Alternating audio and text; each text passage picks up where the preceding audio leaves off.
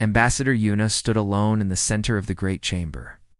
Around her, rising in circles like the seats of an ancient arena, sat the representatives of 47 species. Some had scales. Some had feathers. Some had no bodies at all, only light contained in crystal shells. All of them watched her with expressions she had learned to read over 30 years of service, boredom, amusement, contempt. She held a small device in her hand. When she pressed it, images appeared in the air above her.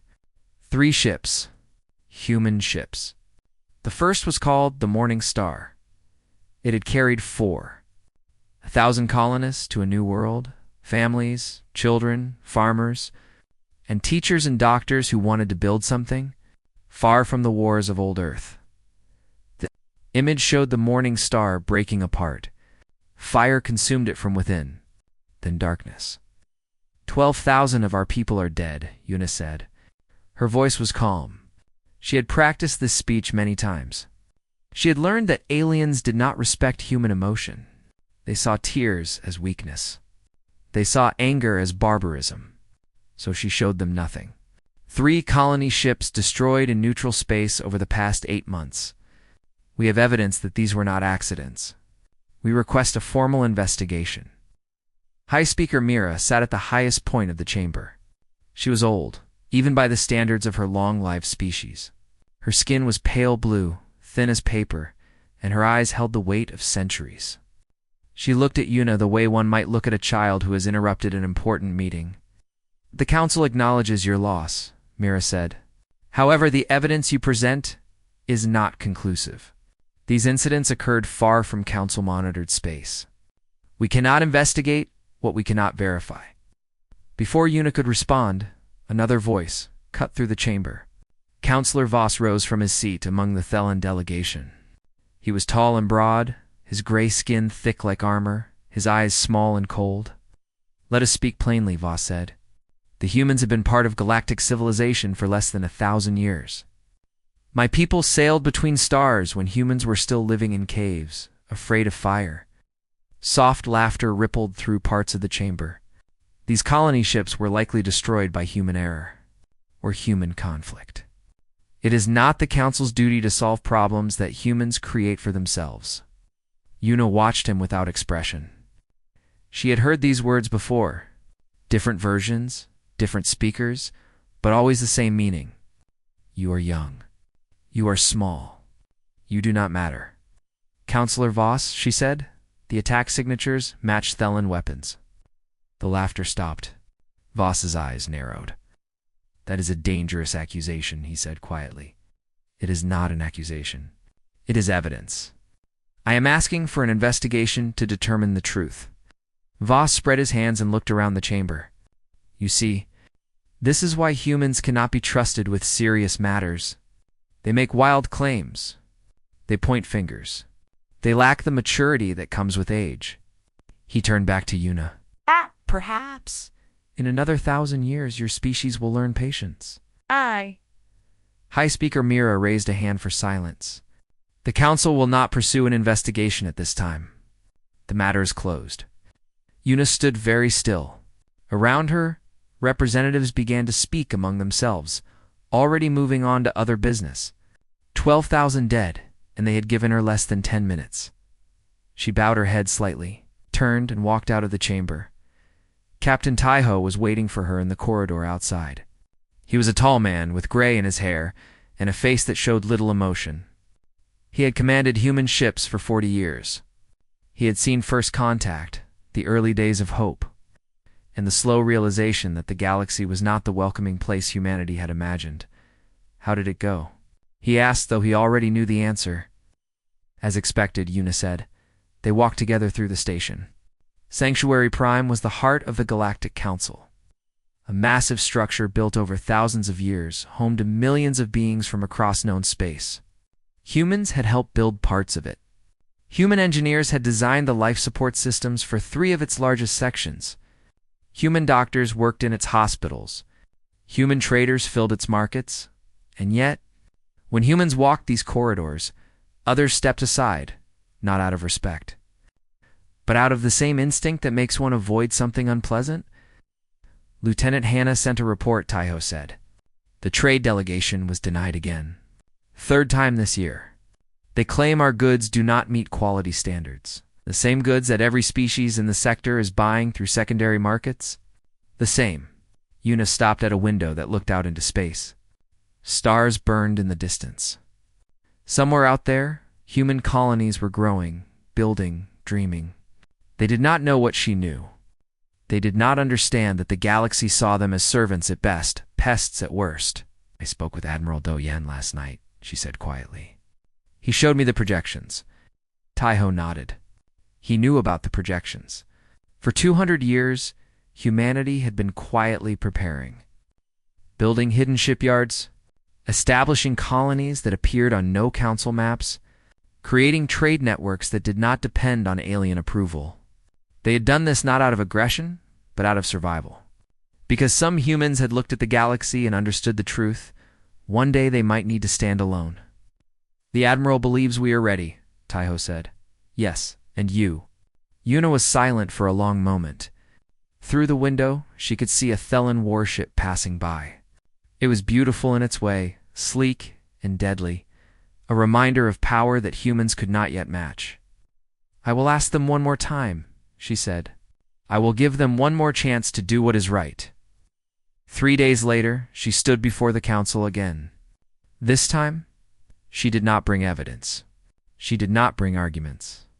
She brought only a question. I asked the council directly, she said.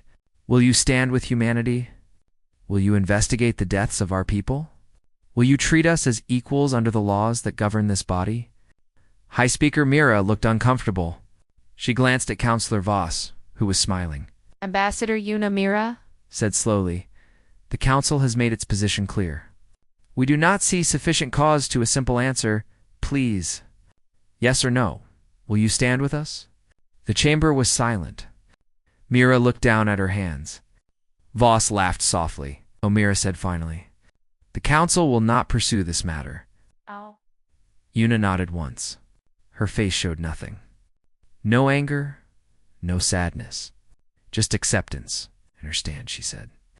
Thank you for your honesty. She turned and walked toward the exit. Counselor Voss called after her. Running away, Ambassador? How very human. Yuna did not stop. She did not look back. She simply walked out of the chamber. The great doors closed behind her with a sound like a seal being broken. In the corridor, Captain Taiho fell into step beside her. It is done. He asked, It is done. What now? Yuna kept walking, her eyes fixed ahead. She said quietly, We go home.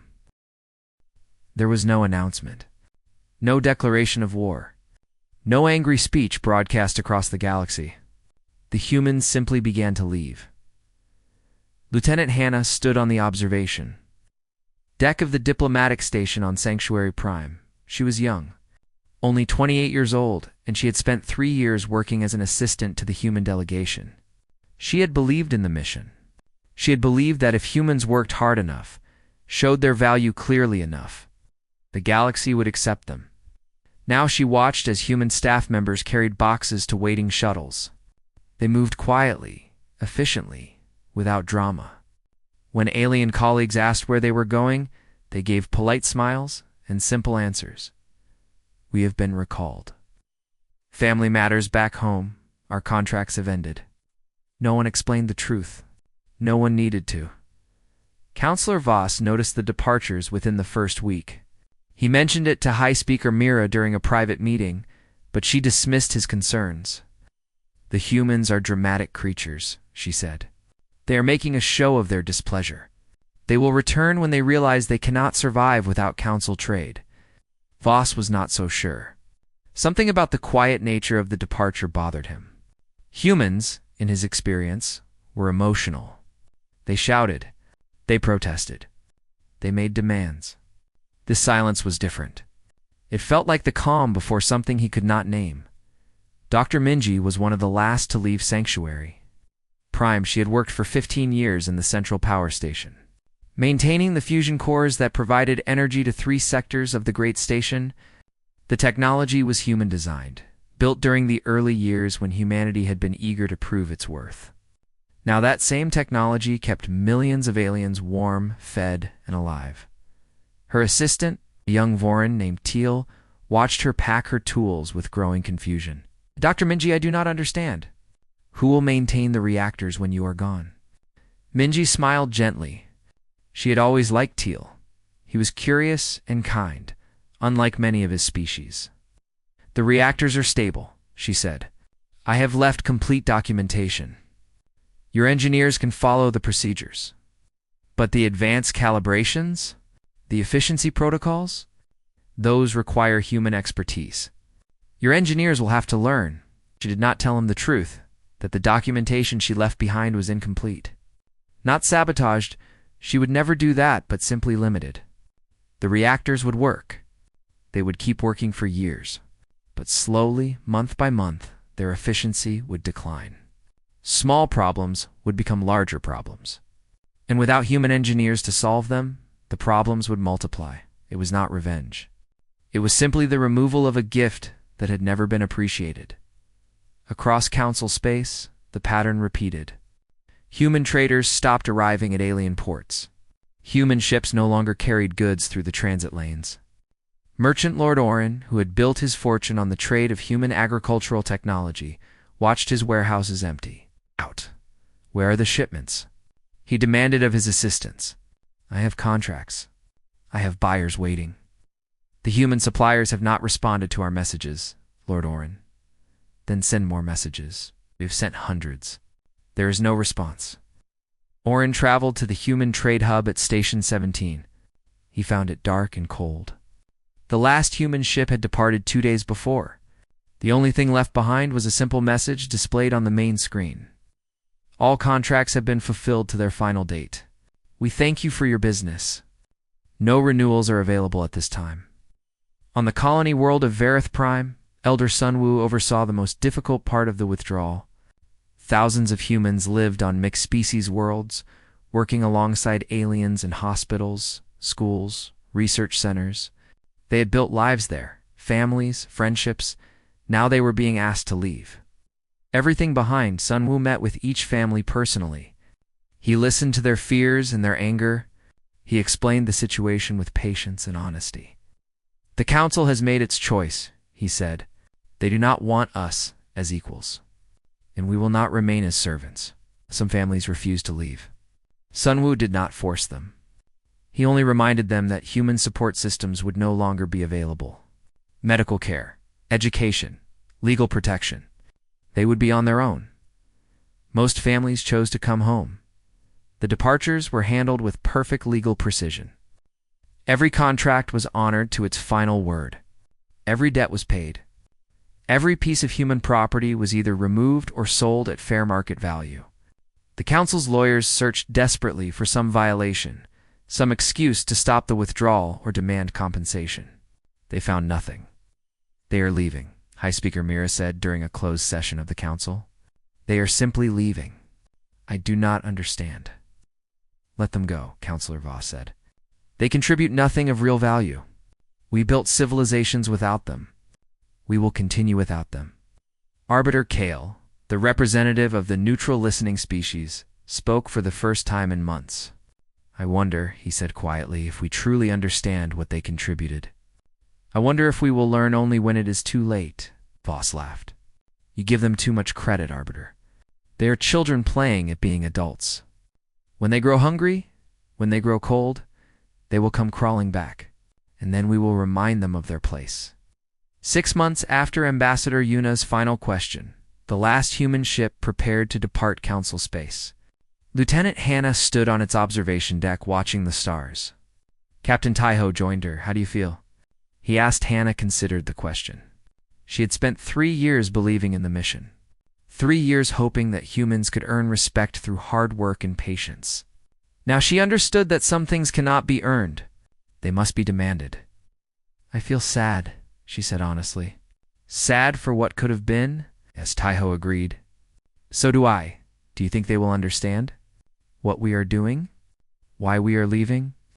Taiho watched the alien stations grow smaller in the distance. Lights flickered in their windows. millions of lives continuing, unaware of what was coming. Not yet, he said. Understanding requires suffering. They have not suffered enough to understand. Will they? Taiho did not answer. He did not need to. The ship entered the transit lane and accelerated toward human space. Behind them, the great stations of the Galactic Council continued to turn. Power flowed. Markets traded. Life continued. But in the reactors, efficiency dropped by 0.3%. In the hospitals, human doctors were not replaced in the research centers. Human scientists left equations unfinished. In the farms, human agricultural machines sat idle. Waiting for repairs that would not come, the silence had begun. And in silence, there is no warning, only consequence. 1 year after the humans left, the children of Varith Prime began to die. It started with a fever. Simple. Treatable. The Vorin doctors had seen it before and knew the cure. But the cure required a compound that only human pharmaceutical ships had carried. The ships were gone. The medicine was gone. And the fever spread. High Speaker Mira received the emergency transmission in her private chambers. The Vorin colonial governor was weeping. His species did not weep easily. Their tears were thick and dark, like blood. "We need help," the governor said. "We need the medicine, please. The children are dying." Mira contacted every pharmaceutical company in council space. None of them produced the compound. It was a human formula, created decades ago, distributed freely as part of humanity's contribution to galactic health. No one had thought to learn how to make it themselves. Why would they? The humans had always provided. 800 children died before a substitute was found. It was not as effective. More would die in the months to come. On Sanctuary Prime, the power stations began to fail. Not dramatically. There were no explosions, no emergencies. The lights simply grew dimmer. The heating systems worked less efficiently. The great recycling plants that processed waste and produced clean water slowed down.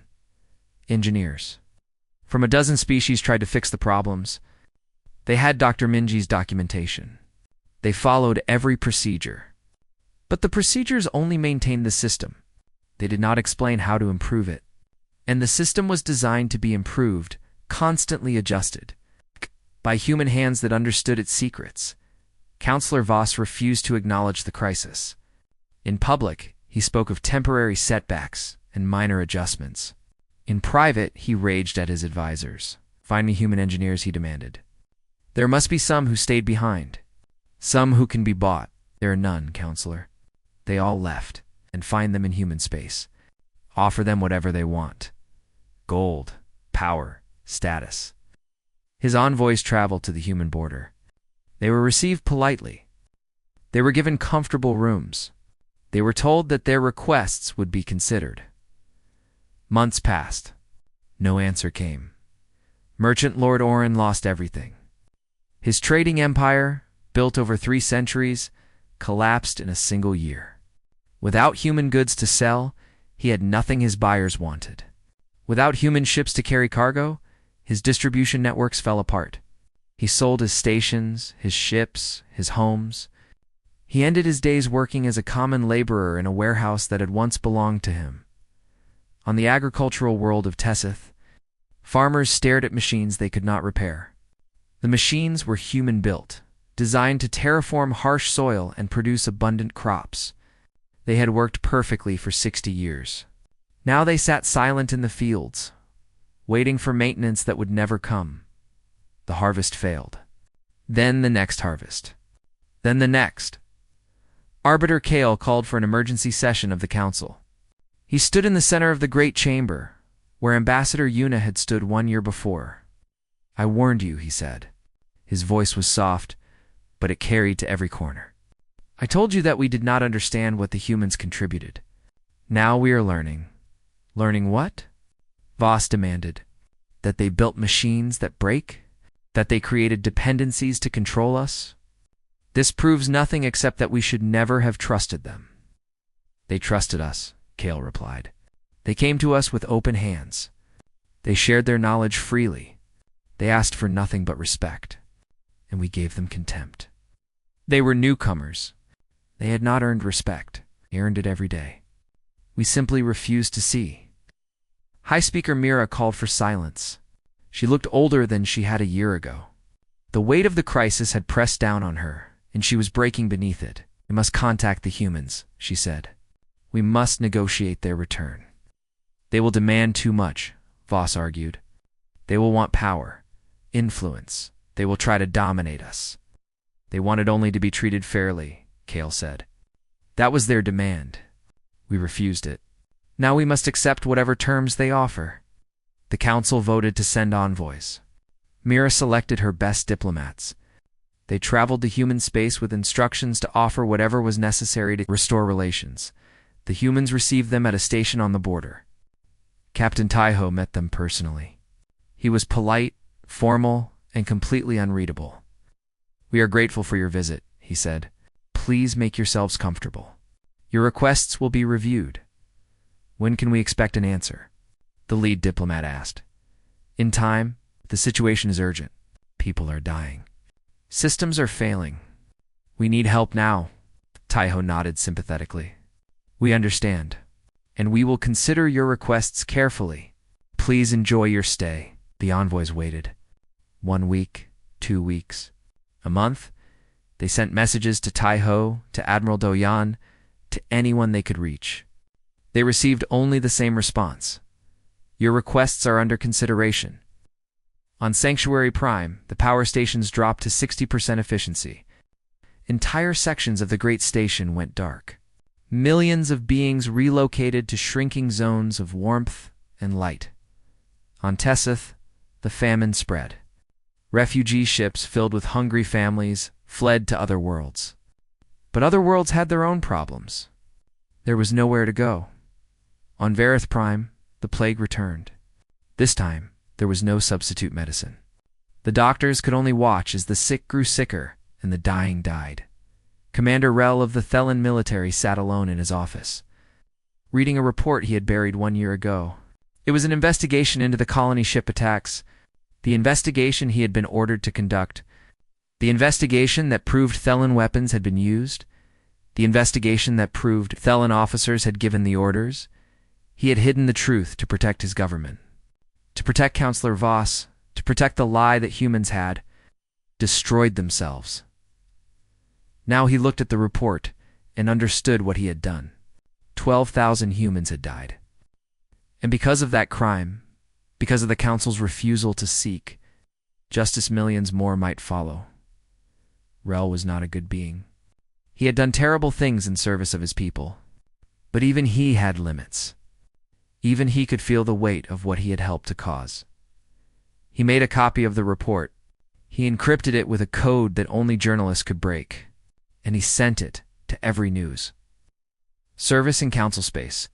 Then he sat back and waited for the world to burn in a garden on a distant human world. Elder Sunwoo tended to flowers from Earth.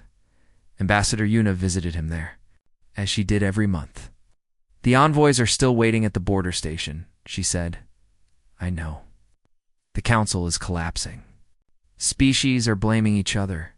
Governments are falling. I know. When do we respond? Sunwoo looked at his flowers. They were simple things. They needed water, sunlight, and care. They did not ask for more than they deserved. They did not take more than they were given. When they understand, he said. Not before. How will we know when they understand? Sunwoo smiled sadly. When they stop asking us to save them. When they start asking us to forgive them. Yuna nodded and turned to leave. At the gate, she paused. Do you think they will ever understand? Sunwoo did not answer. Some questions had no answers. Some lessons could only be learned through pain, and the pain had only begun. The truth arrived on a quiet morning. No alarms, no warnings. Just a message appearing on every screen in council space at the same moment. The report was detailed. Names, dates, weapons signatures, communication logs. It showed, beyond any doubt, that 3 human colony ships had been destroyed by Thelon military vessels acting under direct orders from High Command. 12,000 humans had been murdered, and the Thelan government had hidden the evidence. On Sanctuary Prime, the reaction was immediate. Crowds gathered in public spaces, voices rose in anger. But the anger was not directed at humanity. It was directed at the Thelan, at the Council. At the system that had allowed this crime to be buried, Counselor Voss tried to contain the damage. He gave speeches calling the report a forgery. He blamed human spies for creating false evidence. He demanded loyalty from his allies on the Council, but his allies were already stepping away from him. High Speaker Mira refused his calls. The Vorin delegation issued a formal condemnation. Even his own people, the Thelan citizens who had once cheered his name, began to question, how could their government have done this? How could they have lied? Commander Rel watched the chaos from his office. He had destroyed his career. He had betrayed his species. But for the first time in years, he felt something like peace. His door opened. 2 military officers entered. They did not speak. They did not need to. Rel stood, straightened his uniform, and walked with them to the detention center. High Speaker Mira had no choice. The council demanded a tribunal. The evidence was too clear, the outrage too great. For the first time in centuries, a sitting counselor would face judgment for crimes against another species. Counselor. Voss stood in the center of the great chamber. The same chamber where Ambassador Yuna had asked for justice. The same chamber where she had been laughed at and dismissed. Now there was no laughter, only silence. And in the gallery above, watching through a holographic transmission, sat Yuna herself. The charges were read: murder, conspiracy, obstruction of justice. Voss listened with his chin held high, his cold eyes showing no fear. How do you answer these charges? High Speaker Mira asked. Voss smiled. It was the smile of someone who still believed he was superior, who still believed he was right. Answered that the Thelan did only what was necessary, he said. The humans were spreading too quickly. They were taking positions of influence. They were becoming a threat. We simply reminded them of their place. The chamber was silent. Voss continued. They were only humans, young, weak, insignificant. My only regret is that we did not act sooner. We should have stopped them centuries ago, before they infected our society with their presence. He turned to face the gallery where Yuna's image watched. Look at what they have done to us. They left, and we fell apart. That proves we were right to fear them. They made us dependent on purpose. They planned this from the beginning. No? The voice was quiet, but it carried through the chamber. Yuna had spoken. We did not plan anything. We only wanted to help. We shared our knowledge because that is what good neighbors do. We worked hard because we wanted to earn our place among you. She paused. We made you dependent on us by accident. You made yourselves dependent because you assumed we would always be there, that we would endure any insult, accept any cruelty, that we had no choice. She leaned forward slightly. You were wrong. The tribunal continued for 3 days. Witnesses testified. Evidence was presented. Commander Rel spoke publicly for the first time, confessing his role in hiding the truth. He asked for no mercy. He expected none. In the end, the verdict was unanimous. Counselor Voss was stripped of his position, his titles, his wealth. He was sentenced to imprisonment on a world without name, without visitors, without hope. As guards led him from the chamber, Voss finally showed emotion. Not regret. Not shame. Just confusion. He truly did not understand what he had done wrong. High Speaker Mira rose to address the council. She was old and tired. The weight of her failure pressed down on every word. We have judged Counselor Voss, she said. But we must also judge ourselves. We allowed this to happen. We laughed when Ambassador Yuna asked for justice. We looked away when humans were treated as lesser beings. We are all guilty, and we must all seek forgiveness. She turned to face Yuna's image. Ambassador, on behalf of the Galactic Council, I ask, will humanity return to us? Yuna was silent for a long moment.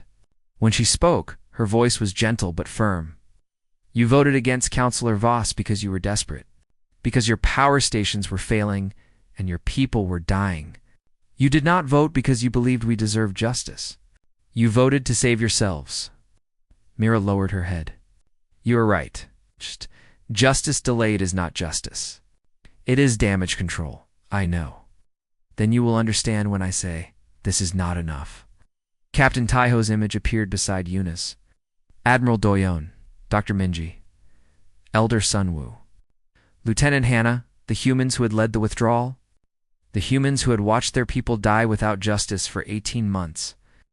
We will not return to what we were, Taiho said. We will not be junior members of a council that despises us. We will not contribute our knowledge to a society that does not value us. What do you want? Mira asked. Equal voting rights, Yuna replied. Protected sovereignty. Full investigation of all past grievances against humanity. Fair trade agreements.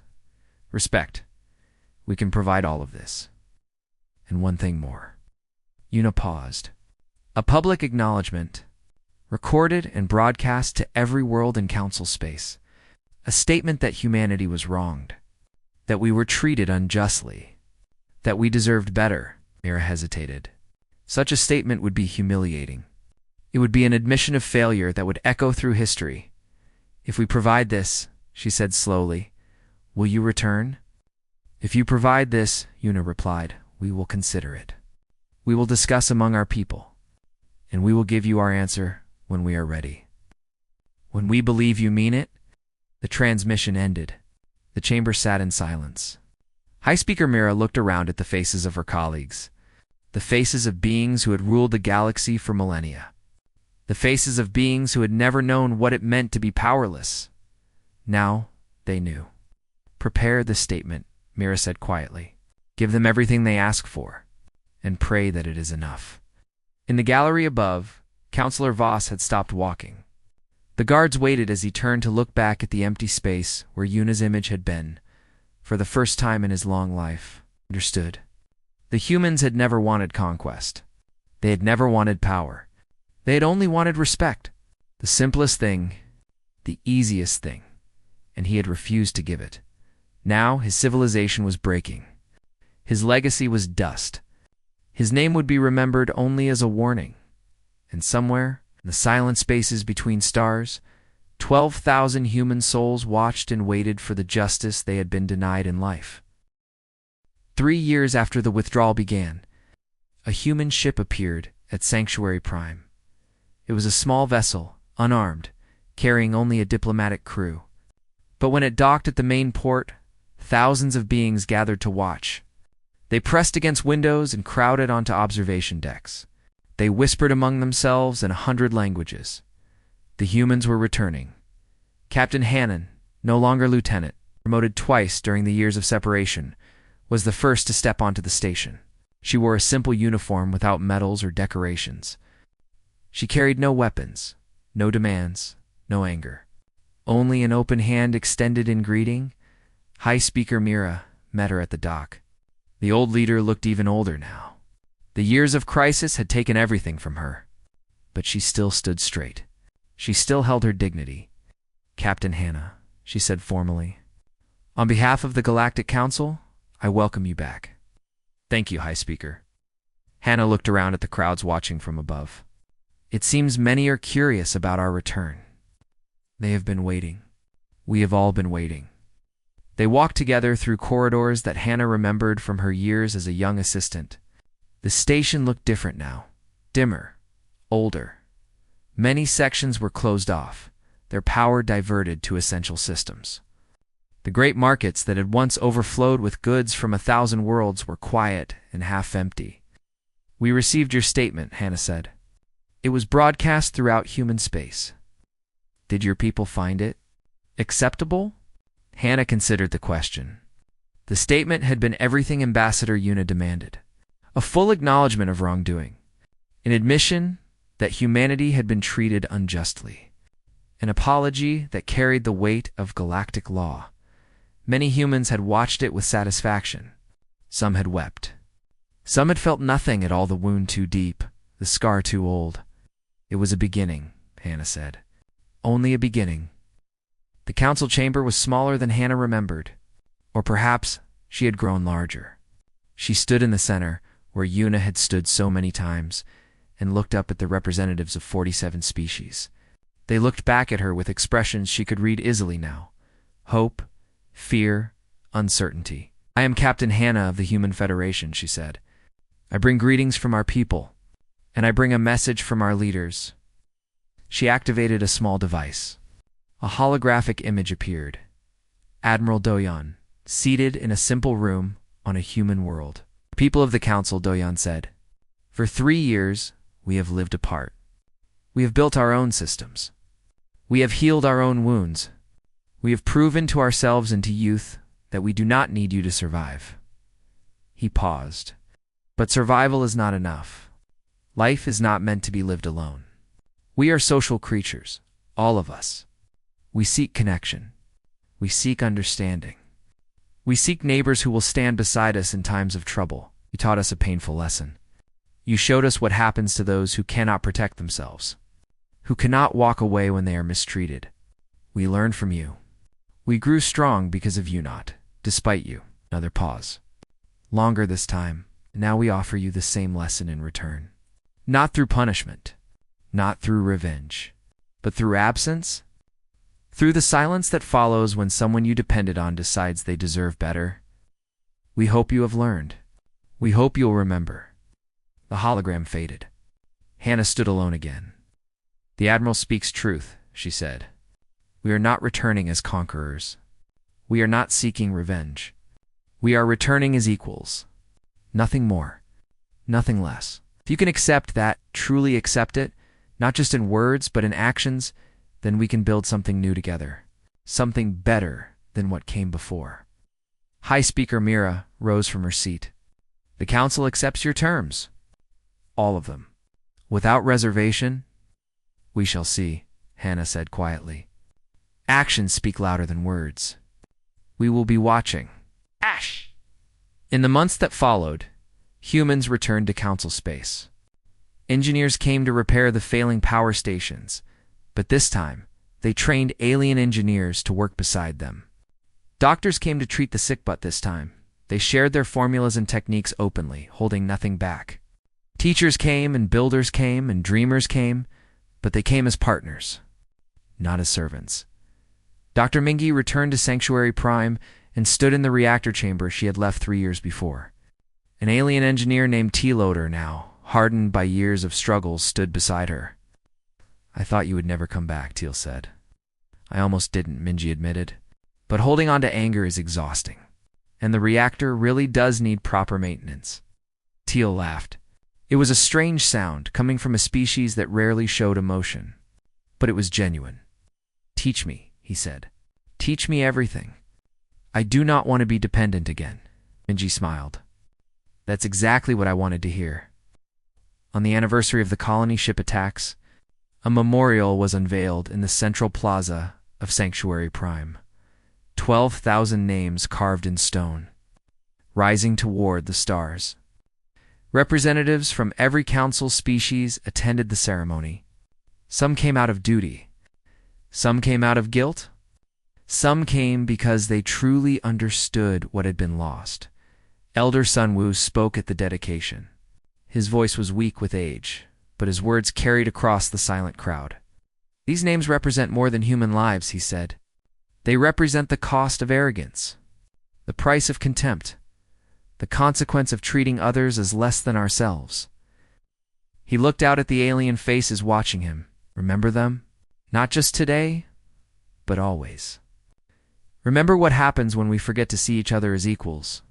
Remember what we lost. And build a galaxy where such losses never happen again." Counselor Voss was not invited to the ceremony. But on his prison world, far from any light, he watched a recording of the event on a small screen. He watched the names scroll past. 12,000 names? 12,000 souls? For the first time in his long life, Voss wept. Years passed. The wounds healed slowly. Some never healed at all. But the galaxy changed. Humans sat on the council with full voting rights. Their representatives were heard and respected. Their contributions were acknowledged and valued. It was not perfect, no society ever is, but it was better. On a garden world far from Sanctuary Prime, Elder Sunwoo sat with Arbiter Kale. They were both old now. Their time was running short, but they sat together as friends, watching the sun set over a field of flowers. Do you think they have truly learned?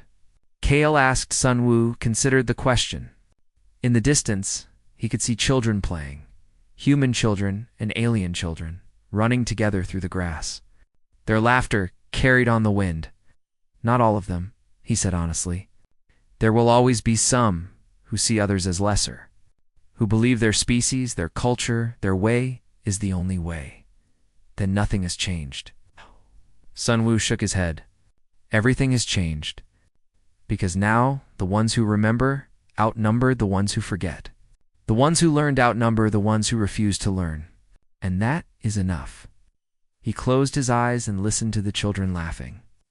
That is how change begins, he said quietly.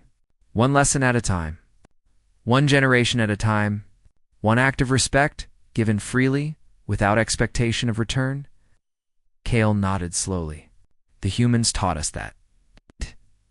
No. Sunwoo smiled. The humans reminded you. The lesson was always there. You simply forgot. The sun set. The stars emerged. In somewhere in the vast silence of space, 12,000 souls rested peacefully, their justice finally delivered. Their memory finally honored. The galaxy had learned to listen, and in the silence between the stars, that was enough.